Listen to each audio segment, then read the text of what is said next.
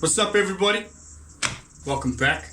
As you can see behind me, we got the E46. So we're gonna take a break for a little bit from the Pajero project, which I know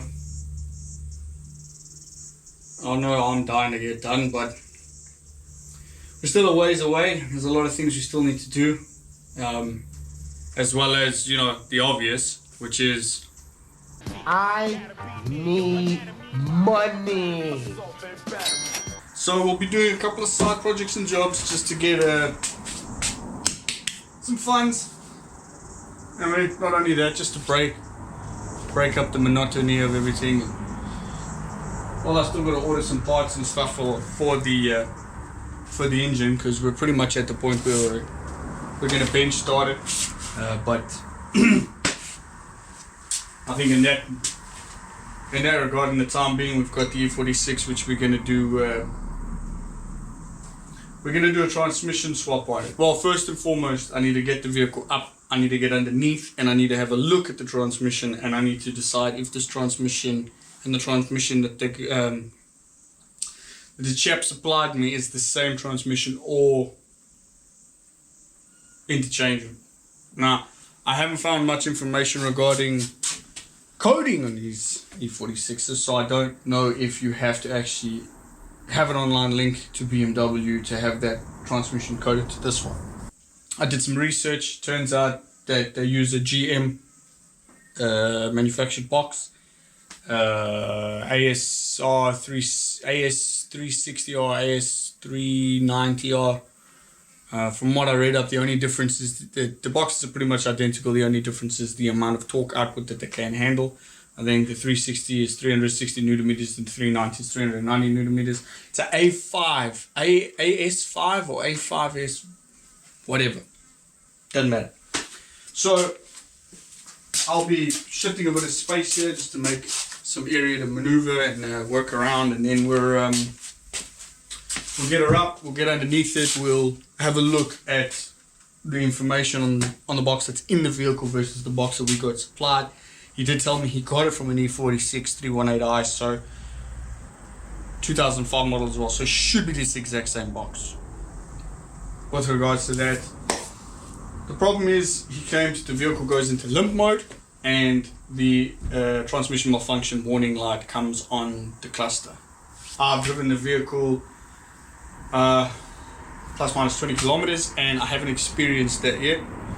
There is a fault code on it, fault code number 60 for transmission selector lever position.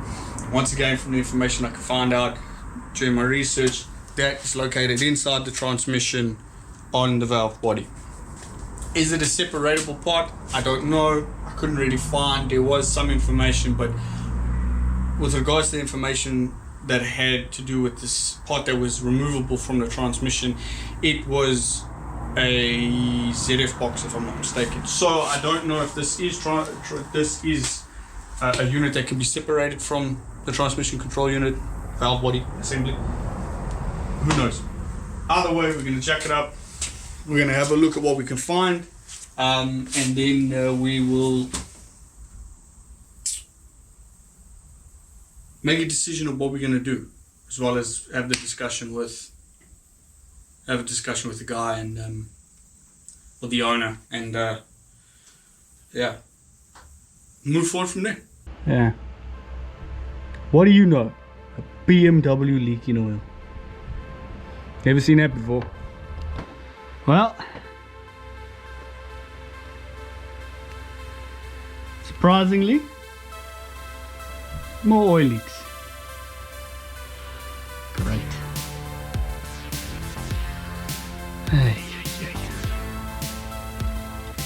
All over the floor. I've got to clean it up quickly before it stains. And my landlord beats me to death with the sheep.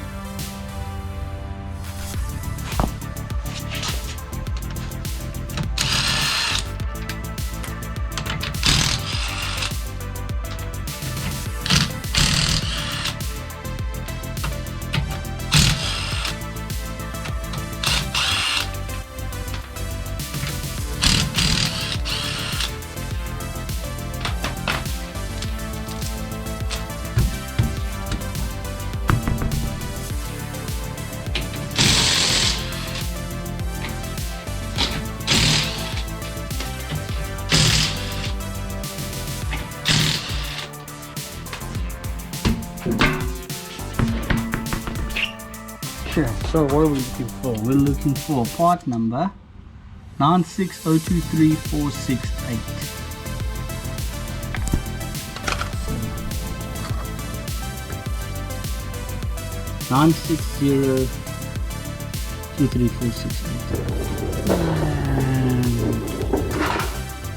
96024. Damn. This is difficult. Yeah, 296024327.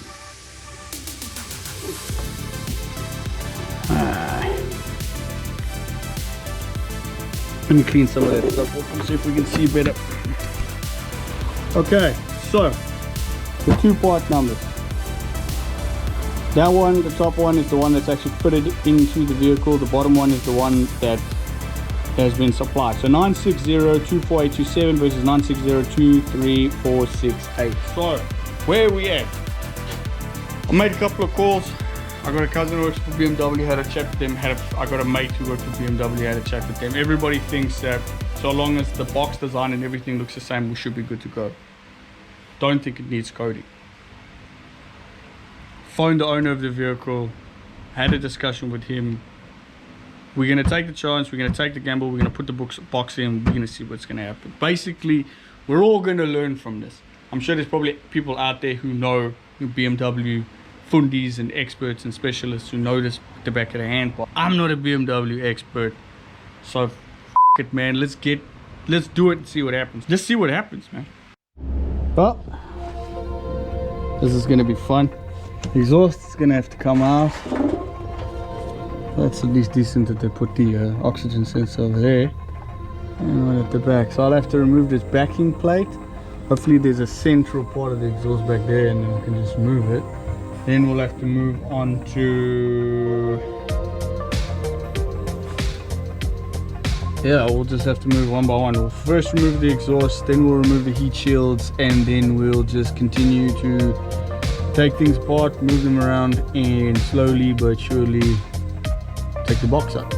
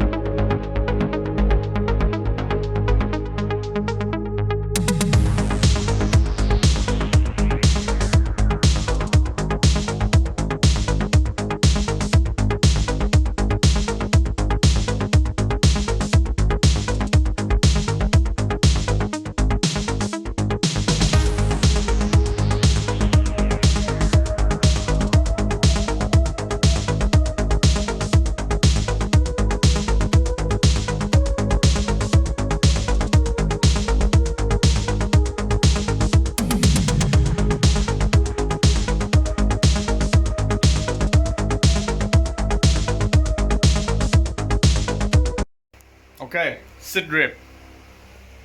GoPro died again, so now I'm stuck using the old phone. So lucky with this model we don't have any fan to deal with, so I can access this 22. Which, do I even have a 22 socket? That's another good question. Yeah, I do. This will allow me to turn the engine, because I need to get into the service port to get to the bell housing. I'm not too sure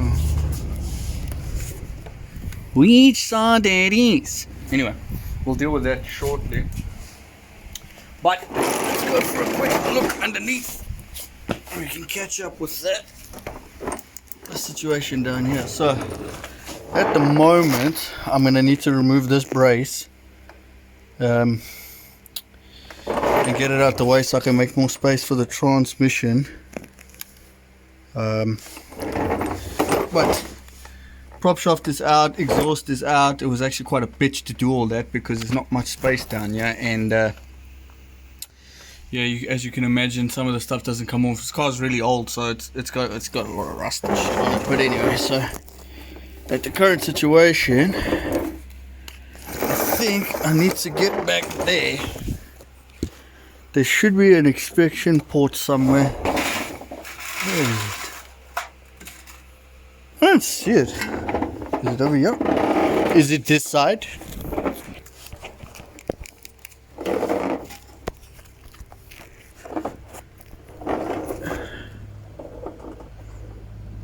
No, I don't see it either. So it must be here.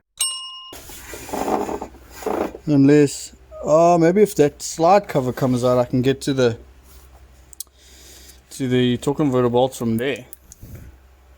That makes sense. So I might remove that to gain access to the torque converter. If that's the case, then this is going to be a lot easier than I thought. So we'll start by taking this brace off, and then we will move on to, I don't know if you can see it on there, but I could not get that prop shaft off. All 4 bolts off, but it is stuck on, and I might at another stage later on just tap it a few times to get it off. But at the current moment, it's not in the way, so I might actually be able to work around it as it is now. And yeah, so currently that's the situation. Yeah, so let's get this brace off and take it from there.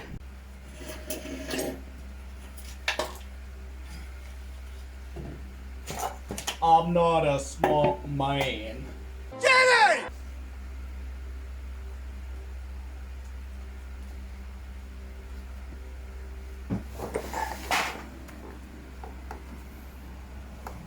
So assume that's a 16.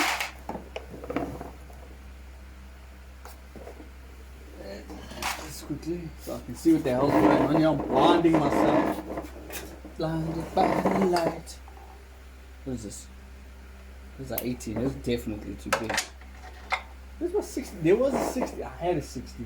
I had one in my hands. And then once again, I don't know where I put the damn.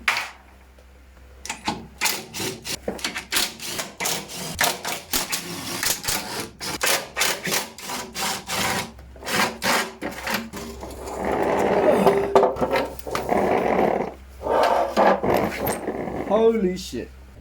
Bullshit right there. That's that bullshit. See, now that's some bullshit. This is insane. Hey. Oil leaks. Look at it. The beauty of it. It really is like a Jackson Pollock painting. Is it Jackson Pollock? Jackson Pollock. I don't know. Either way, it's a mess. But regardless, the job must be done. Take 1, 2, 3 tins out.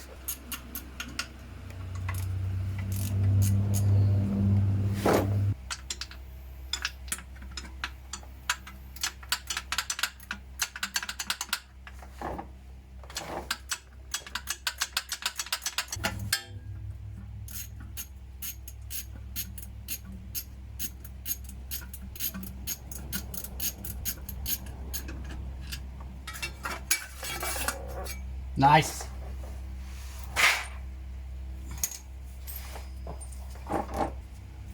once I wipe the oil leaks off this thing.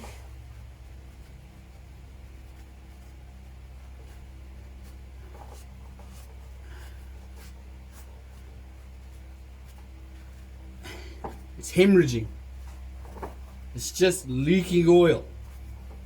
Well, what do you know? I'm an idiot and I didn't hit record. But anyway, the way I got the torque converter bolts out there is I pretty much just used a pry bar like so, wedged it in here against the teeth of the ring gear, as you can see, and just wedged it against the bell housing and loosened the bolts. They were pretty loose, so they came out quite easily. Oil leak. So that wasn't a major thing. And now what's remaining pretty much is I'm going to remove the oil line, the oil cooler lines. Then I'll probably remove the selector lever linkage and slowly remove all the wiring that's on this side and the other side of the transmission. Lower the box down and then start getting to the e-sockets, which look like, you can't really see it from here. That's what an e-socket looks like. I don't know if you can see it. Yeah, there you go. One of those. And then I'm gonna drop the entire transmission. So I'm not gonna yap about this. I'm just gonna carry on and yeah.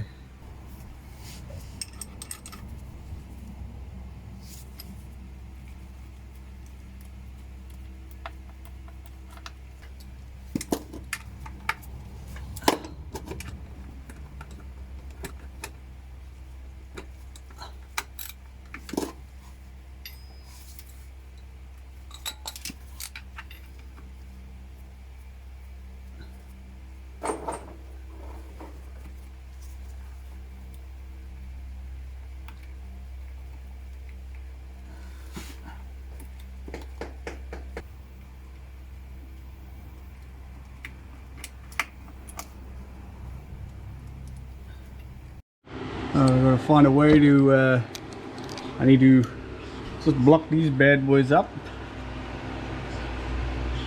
take those seals out, and just close off the oil hole so I don't have any oil coming out while I'm working. Just gonna do that for now. So let's do that quickly. Got my just in case shit fails setup, which is not exactly the best, but should probably save my life. So let's just take these seals out. We got 1, 2. They're gonna have to go back into the transmission that we're replacing.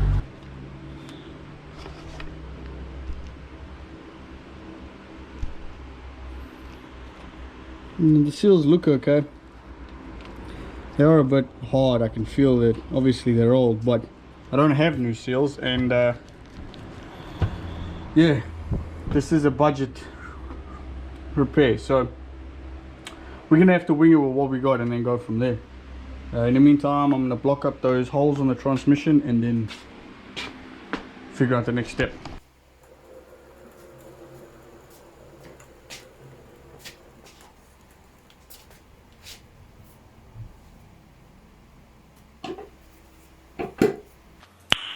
Nice. Let's have a quick test something out. I just want to see.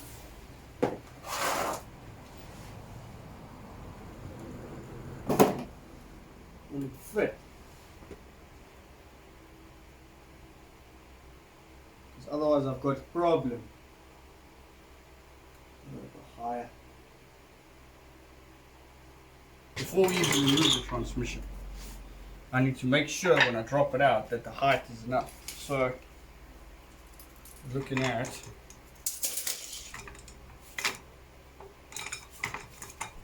the highest point of the jack is, call it 158.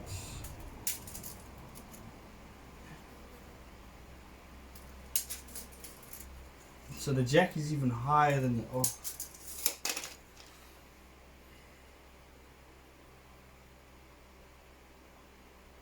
Because I got to get this to a level point where it's pretty much level with here to rest the transmission on sort of evenly and wing it under there, but that's not going to work if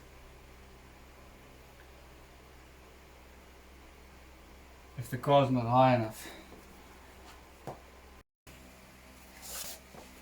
Alright, we're going to try to raise it up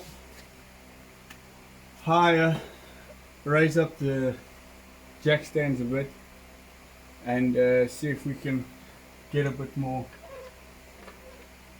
space.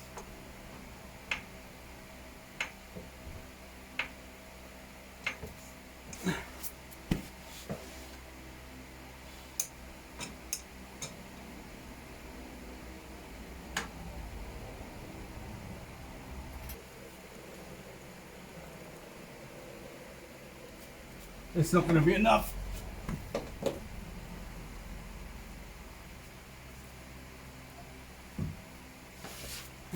I mean, I could come in from the side. It's the housing, man. The bell housing is too big.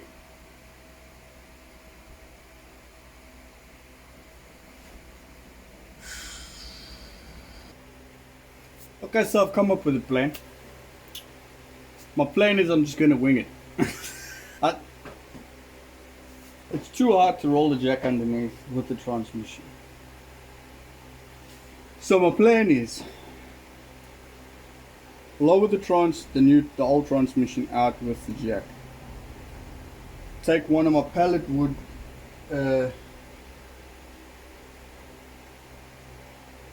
whatever you want to call it, lay it on the floor, move the transmission off the jack, and then slide the transmission out. Slide the new transmission in, air quotes new, and then somehow jimmy it onto the jack, and then put it in place. That's what I got. That's all I got. I'm out of ideas. Oh, I don't mind that noise. That's just my biggest fan.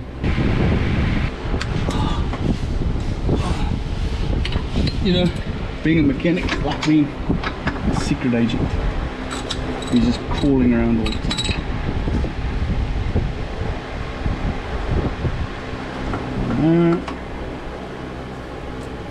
One.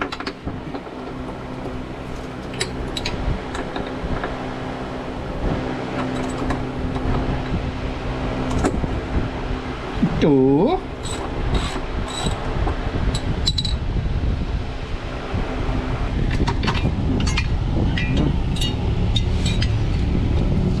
Take our bolts, put them with the rest. Let's lower it down and see what we are working with.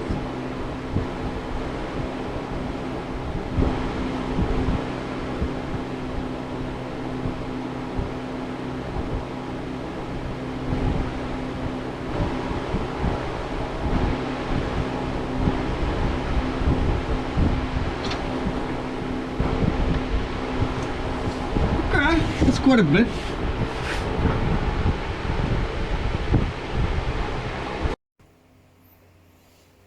I think what I'm going to do is I'm going to strip out here to see if I can make a bit of space. The reason being, it's difficult to get to some of those bolts. So my plan is to see if I can make a tiny bit of space to make access a bit easier, and also allow a bit of light to come in from the top down, which might help me with visibility. So that's what we're going to do.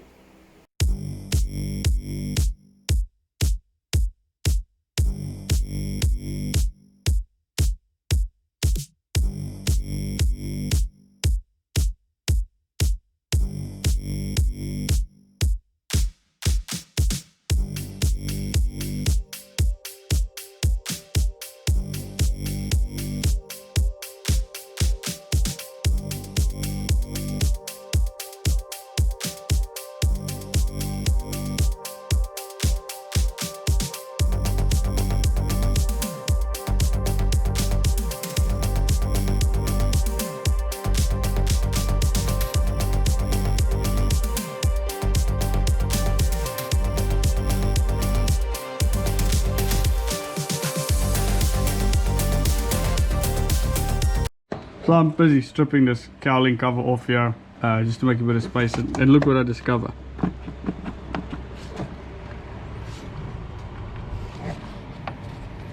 That one's also slightly loose.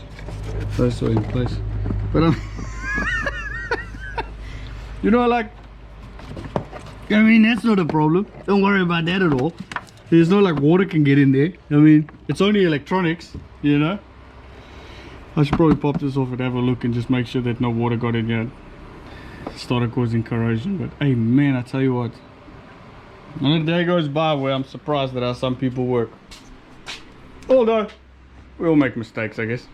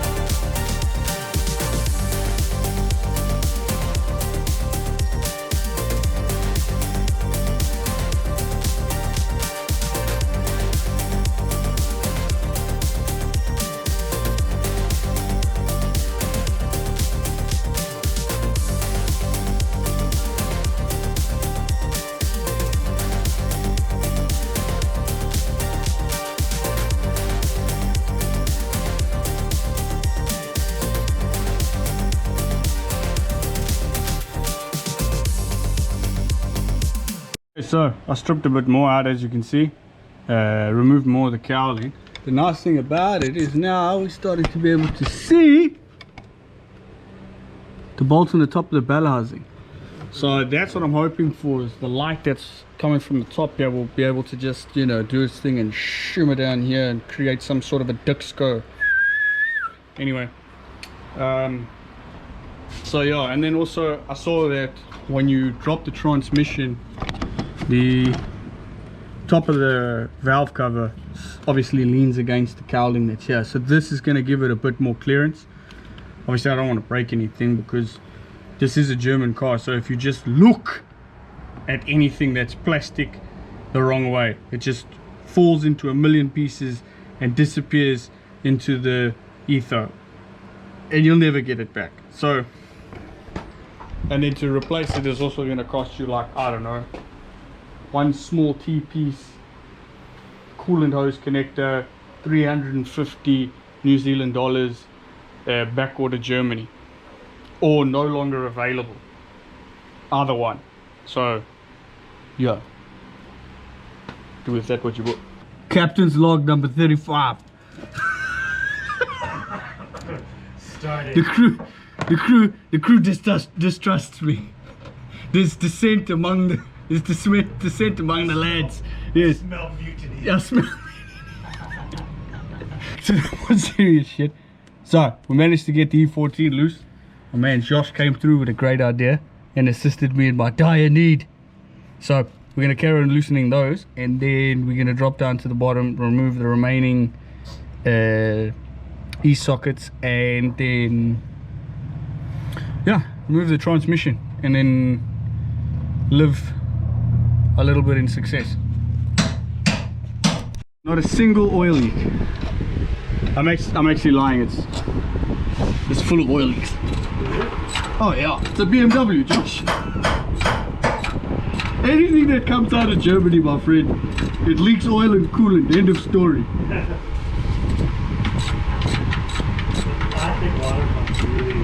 Oh mate, I love everything. Don't they make that, Alright, so we got that E12 out. God bless the reverse torques. And yeah, luckily we didn't have to go buy a whole new toolbox.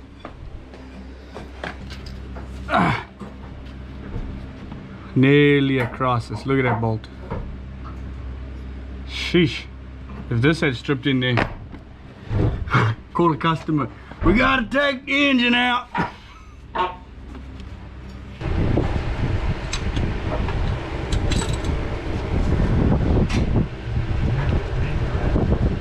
Jeez, like, okay.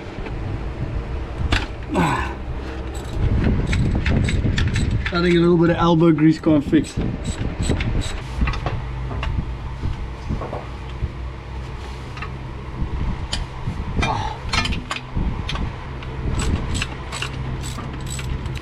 Slide to the left, slide to the right. Everybody clap your hands.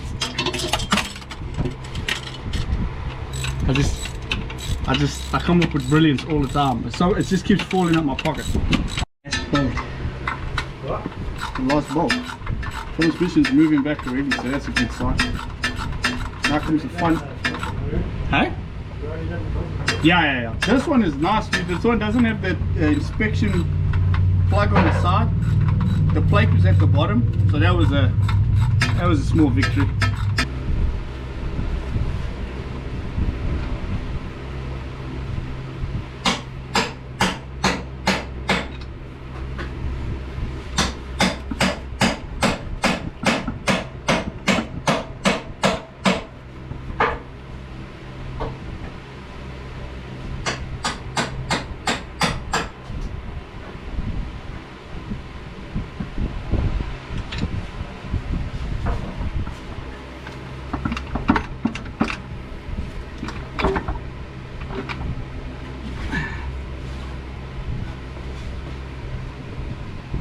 When everything goes to plan, Josh, I start to worry.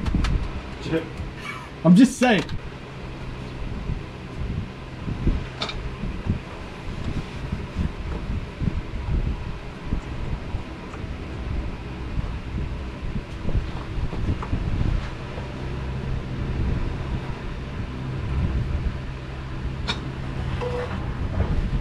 Let's just recheck. Nothing holding. Everything looks good.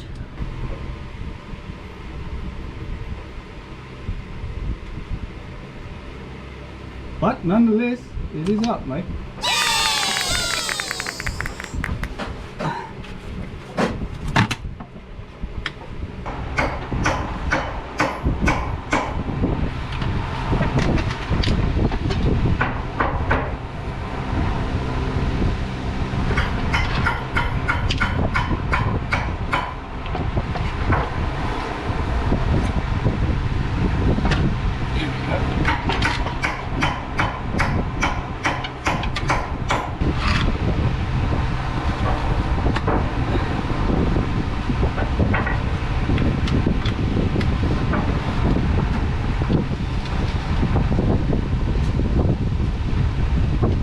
Always forget where I put stuff.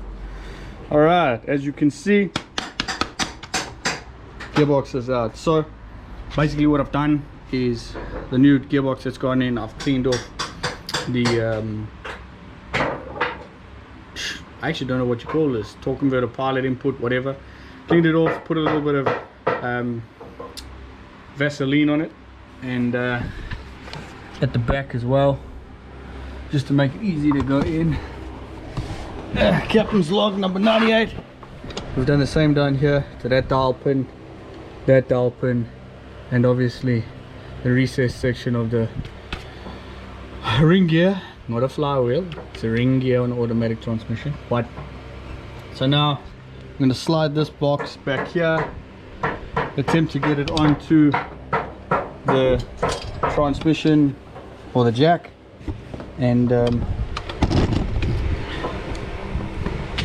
yeah, start putting it back.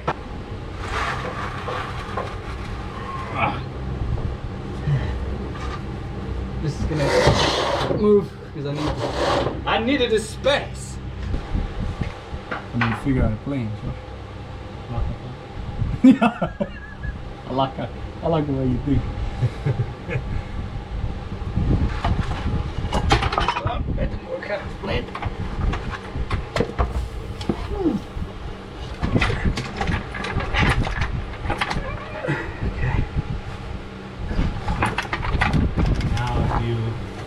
So now it's on, and I think. Hold on, I want to just. Sorry. Just turn this on. So I think if. Surely I could. Yeah. You got it? If you got your right hand on it? Yeah. car? I couldn't sit in the fuel filter. It's now biting. Yeah, so you on. Wait. Let it go. Is your right hand okay? Yeah. Alright, so what I think about doing, Graham, If I level it I out, was so just we gonna not say- hit the wood with a I was just hammer. gonna jack the thing up, and if you want me to get you another block back there, you could put under the tail shaft, and then once there's something under the tail shaft, I can lower it, and then we can.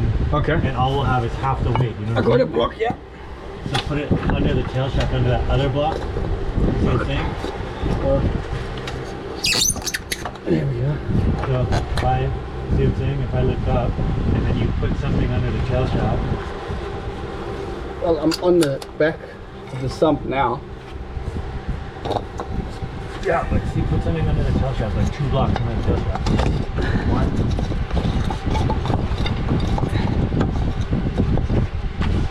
More in front. Damn it. Bubba Ray. I'm trying. Okay. Got it? Yeah, so that's Alright, so now, just Surely put your we hand should- on the bell housing. I'm going to lower this. And now I should be able to kick this wood under there, you see? alright, You so see? then there should be a hammer there somewhere. And I can just jack it up, or I can raise it with my thing is, go. Oh. Alright. you see, I'll lift now it up. you should be able to pull the trans just forward, right? That's Yeah. what you want. You want the weight. Well, I just wanted over the more. wood. I wanted more center. Yeah, but that's what I'm saying. I need to go to jack backward. So can you? Well, if I lift it up, you should be able to go more back with the jack. There you go. That's it. So right now the exhaust is it's pretty level, isn't it? Yeah, just because it's. I wonder if we should slide the box a bit more forward. Well, under the thing. Yeah, because I just want the way. No. Actually, no. This is fine because, or maybe a bit more back. No. I don't think so. I think it leans back. Yeah, you got to wait. Okay. You see the exhaust? Okay, so we're gonna have to come forward. No. So we're gonna have to come. We're gonna have to go down and come up through here. That's how I brought it down.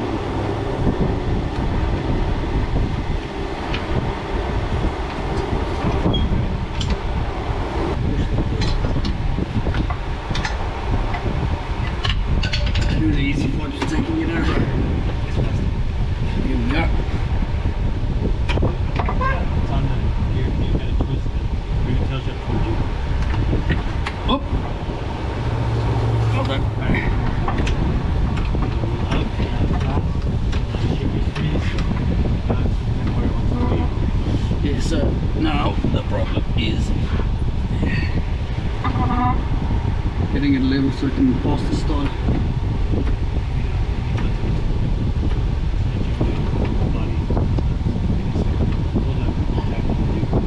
Pull towards me.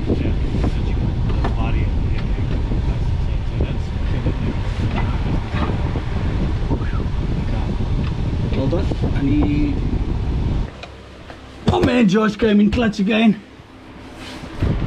Help me out, so God bless him. Now, good, God bless America. Son. Do you remember when GTA San Andreas, there was this radio advert about a guy doing motivational speaking, and this woman's talking to him. She's like, but Mike, I can't feed my kids. And he's like, hold on, you saying this ain't the greatest country in the world? And he starts getting the crowd to go, USA! Instead of complaining about being poor, lady, enjoy it. Mike, I can't feed my kids, and the rents do. Whoa, bitch, settle it down. Are you saying this ain't the greatest country in the world? I can't- Wait, hold on, wait, everyone. USA, USA, USA.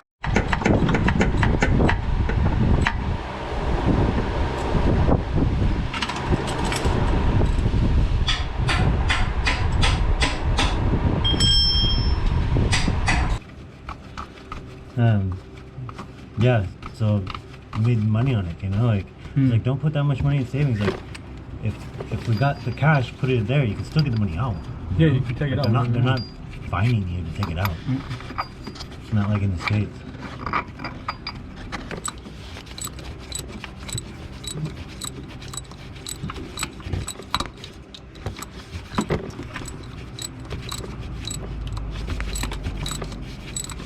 You're gonna buy. I'll see you later, my friend.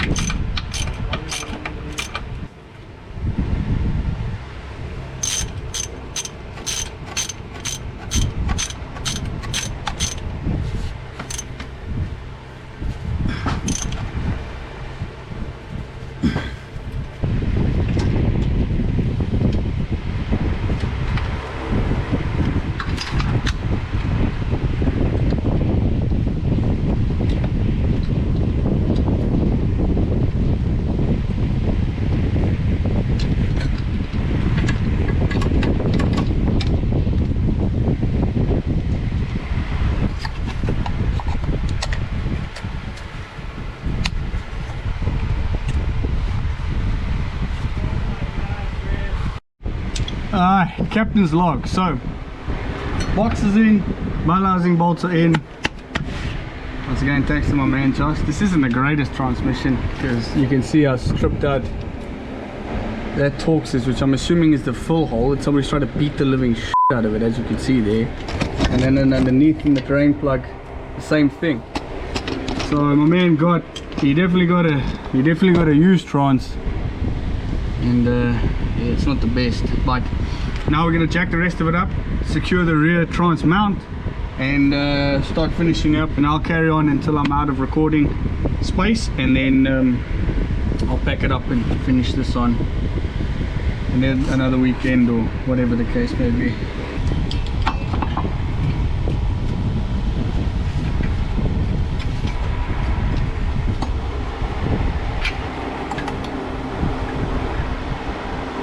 You reckon it'll hang?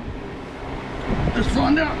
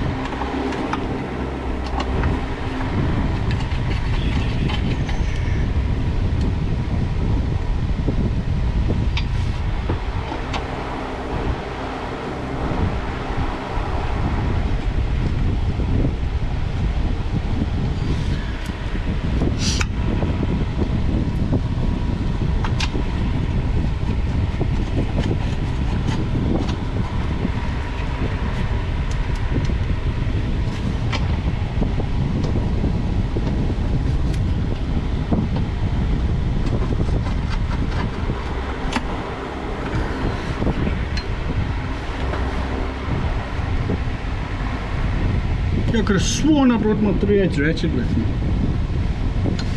Maybe I didn't. And that, ladies and gentlemen, boys and girls, is a fitted transmission.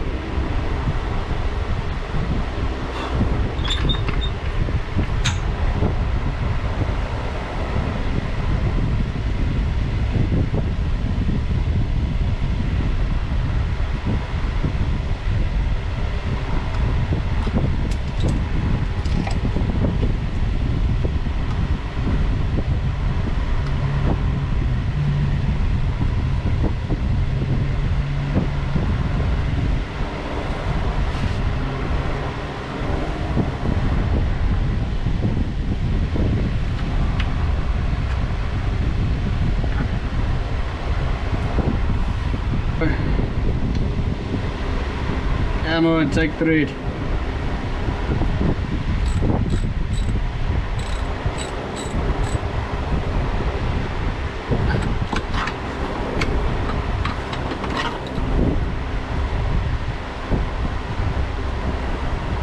On these seals, just to extend or help, I guess. much you can do when it's old seal. They get hard, and that's when they've pretty much come to the end of their lifespan.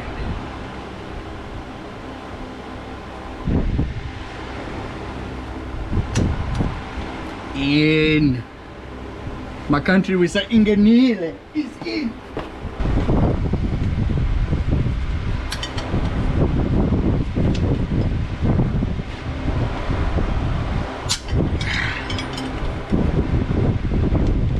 Go in.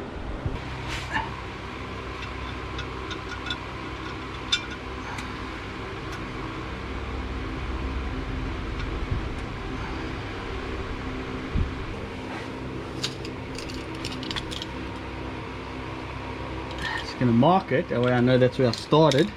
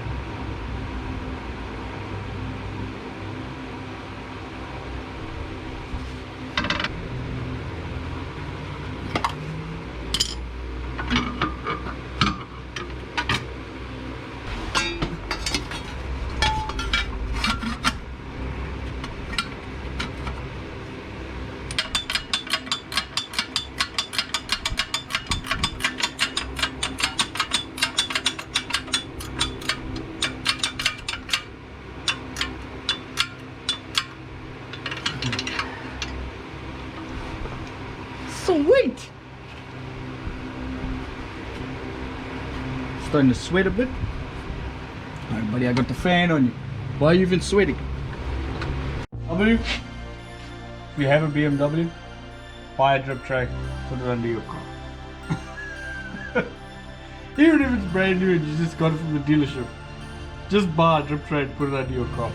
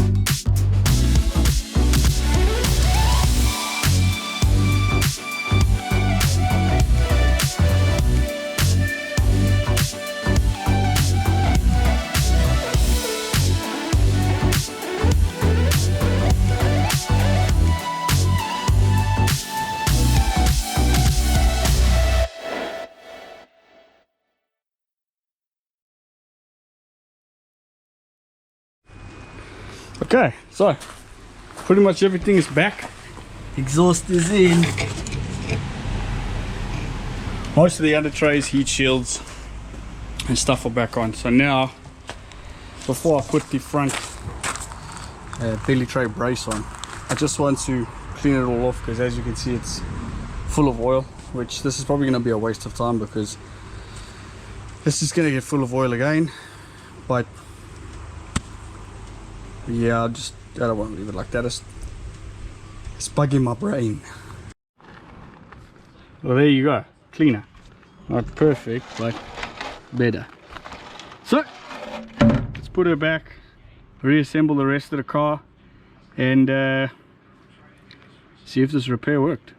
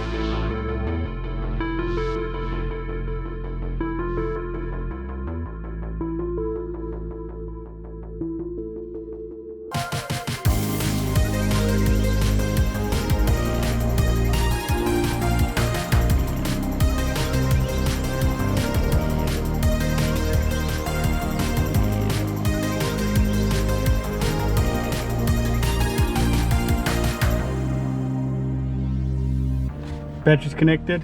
I just got the last few covers to put on. Yeah, pretty much everything's back together now. Let's see if she starts. It's a good sign.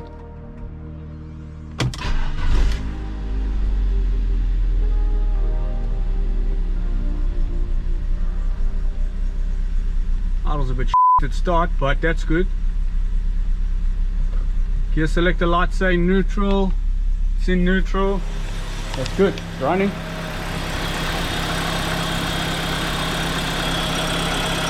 Smoke coming from the exhaust.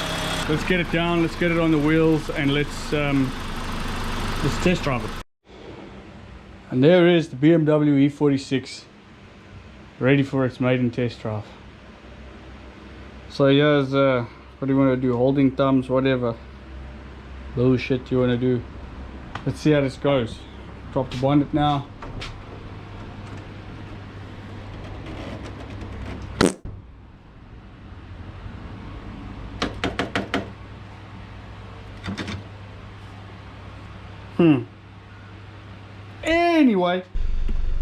just before we go for a drive, I just want to see. Seems to shift into reverse, neutral, drive, neutral, all the way to park. So gear shift is okay. Let's just run a scan. Codes, select the lever position, that'll most likely be stored. Let's clear the codes. Codes clear complete, codes again, no codes present, it's good. DME, codes, no codes present. Okay, so let's just put it down on the side, yeah, and let's take this car for a drive.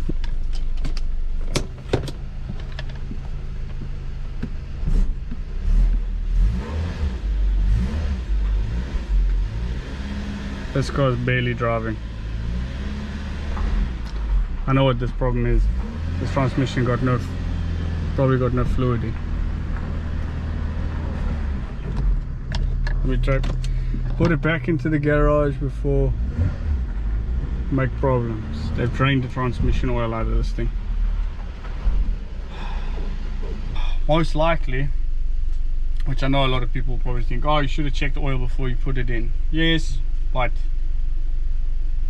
I just knew when I put that transmission in and I saw all the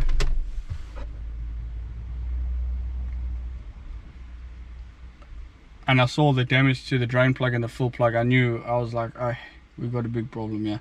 This thing's either got no oil in or somebody tried to beat their way into it. So let's phone the guy, tell him what's going on, and then we're probably gonna have to jack this car up again, see if any oil comes out. Jacked it back up, because you know me, I love a challenge. And as you can see, I've shown you this before, but you can see the fill plug is damaged, as well as the drain plug. So I highly doubt there is any oil inside of this transmission.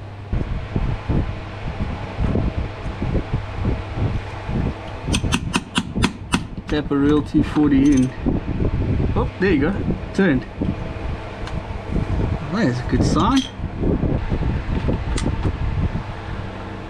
There is oil.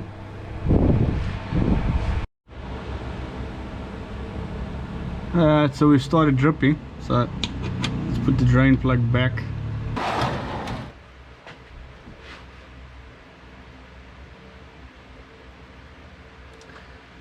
Well, this whole drain pan takes about 5 liters up until that mark. It's just under the 2 liter mark, so call it 1.9, 1.95, the high 19s. I really don't think that's enough transmission fluid. We're gonna need to first try to do oil. I mean, actually I would recommend doing a service, so I would recommend doing filter, pan.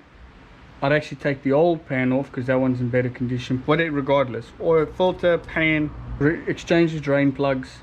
Yeah, filter, pan, gasket, brand new oil, see what happens. From there, we'll make a decision based on actual evidence whether the transmission is good or not, because this, yeah, at this current moment, I don't feel like this is enough. This is definitely not enough transmission fluid for that transmission to run. So literally when I jacked the car up, I was like, why didn't I just do this when I put the box in place?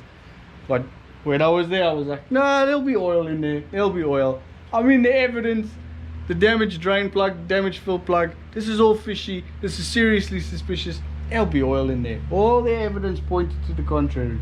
I was set to the situation. Stupid. But this is old cars, man. This is the fun. Remember, we drained that transmission oil out, and we only got about just under 2 liters. And as you can see, I've done it again, and this one is about, I would say 3.7, 3.8 liters. It's drained out of the transmission I've removed. So yeah, I'm feeling good about it. I'm feeling good about it. English, motherfucker, do you speak it? What happened there? I'm feeling good about the diagnosis, because that's probably what's wrong with this transmission. And check this little guy. That was the wrong place to go. Screwing around, buddy. Sorry, dude.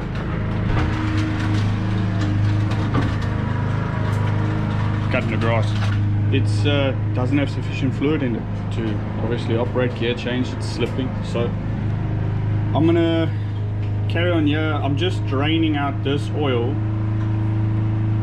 or better yet, I'm actually gonna take that plug and the fill plug on the other side and put it in this transmission, because this one is just destroyed. So it'd be better to have the nice fill plug in and the drain plug, just so that for future maintenance people can just do that. Well, I finally got the old damaged drain and fill plugs out. I don't know if you can see. Yeah, you can see that one. There's a little bit of light. You know, I just want to take a moment to say, whoever did this and that, you. Just you. Right, so we got some Penrite fully synthetic ATFFS, Dexron 2 and 3 grade, or rating, whatever you want to call it, for automatic transmission fluid. Funny enough, I was on a forum, I think it was Bimmer World, Dexron 3, Dex 4, but when you go onto Data Tech, which I actually would like to show you, Castrol doesn't actually Castrol actually doesn't show a recommended transmission fluid that they make for this transmission. So this is what I wanted to show you guys.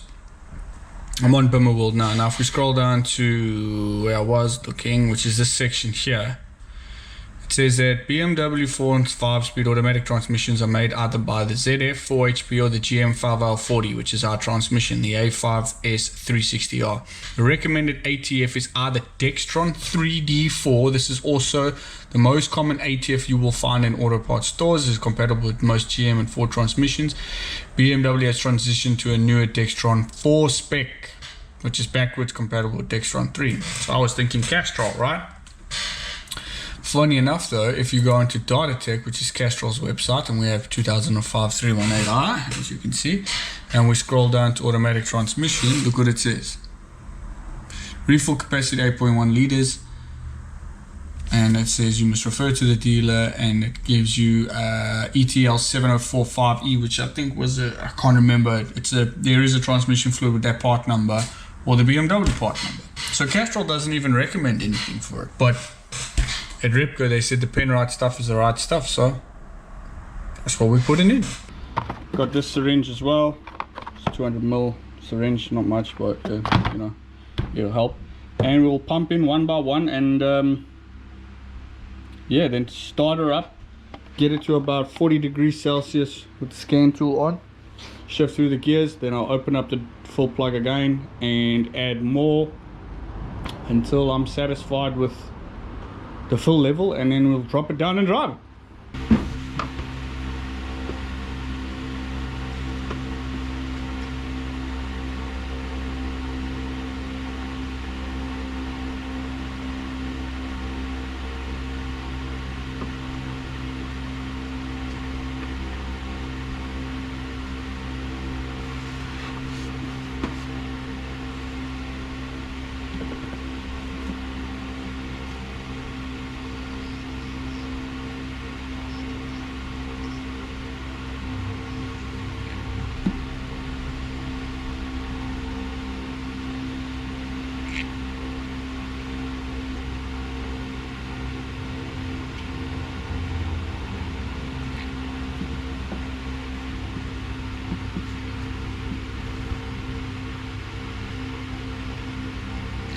One eternity later.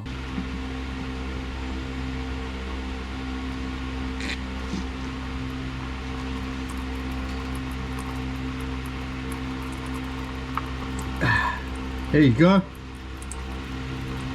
See, sometimes it's not all glory, kids.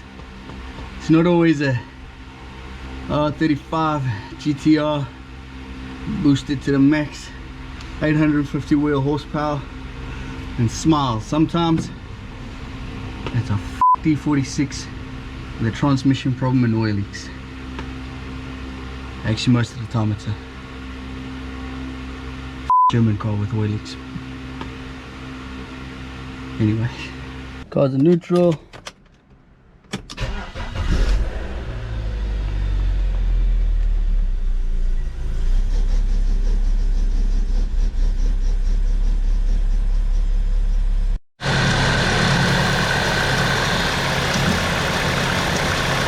Well, found the noise. The auxiliary belt tension is sifted through the gears, so in park.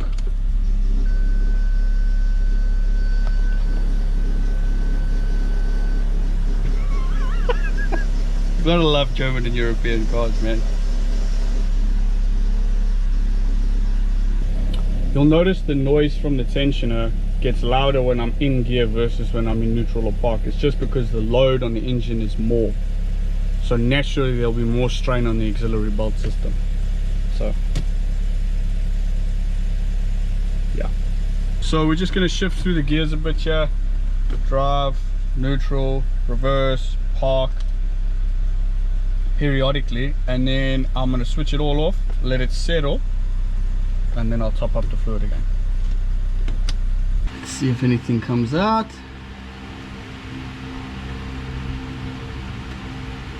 Should have circulated some of it, so I shouldn't get too much coming out of the full hole now. Yeah, that's what I thought.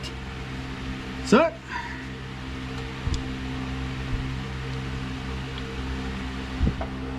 we continue filling.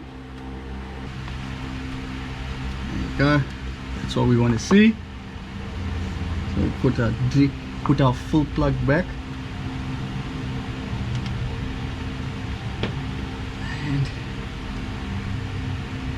And then we complete the process. That's a good sign.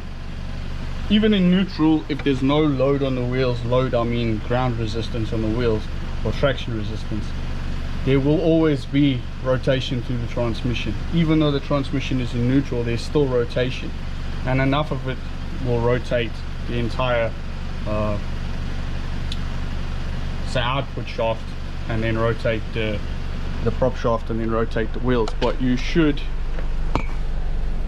here's rotating as well, but I should be able to stop it just by putting my foot there. See, it's easy. I can even rotate it backwards. That's normal in neutral. Get the transmission to 40 degrees, and then we are going to check that oil level again, but while it's running. We'll take the full hole out and allow the oil to either drip down, or if it's not dripping, we'll fill up while it's hot, and then when it starts coming out, we close it up and we are done. Yes, that's correct. BMW, EGS, transmission. So O2 temperature 25 degrees. So we're gonna wait until that gets to about 40, and then we'll check it out. All right, we're at 40. So let's go do this oil thing.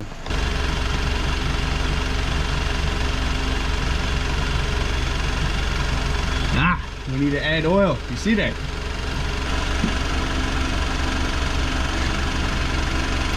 There we go. Money. Absolute money.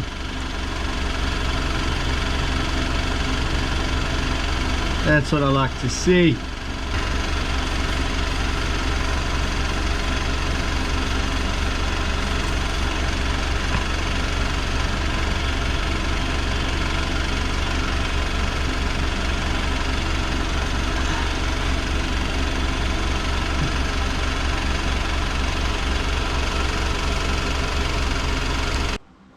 I hate the fact that you have to go into each individual control unit to erase fault codes on this car, because I just would like to do a complete clear codes. But anyway, be glad you have a scan tool. I didn't need much fuel in it anyway, so let's go. Smooth, baby.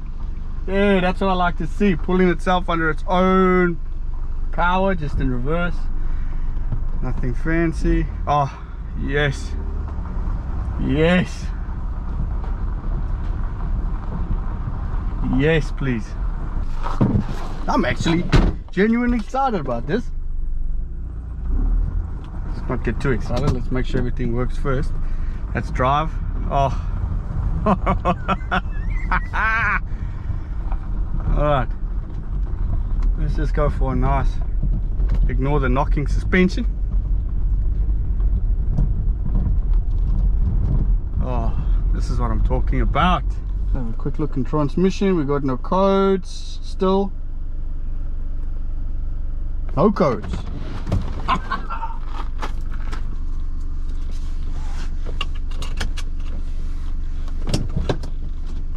Okay, let's go.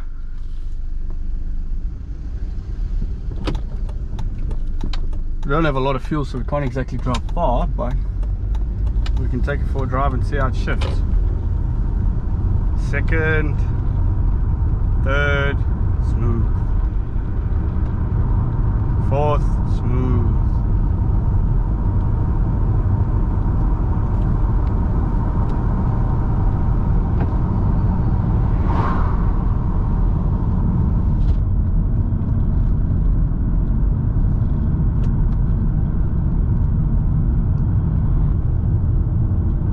Fourth,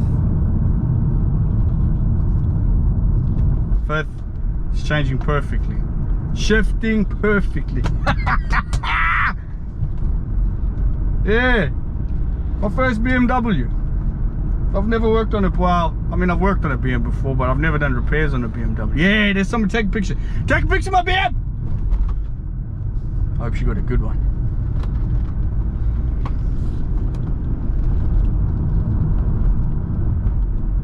I mean, this car needs a lot of work. Like, it's got oil leaks out the wazoo. It's suspension noises. It's, yeah, there's a lot wrong with this car. But you know what? All in all, a little bit of TLC and you could have a really nice car.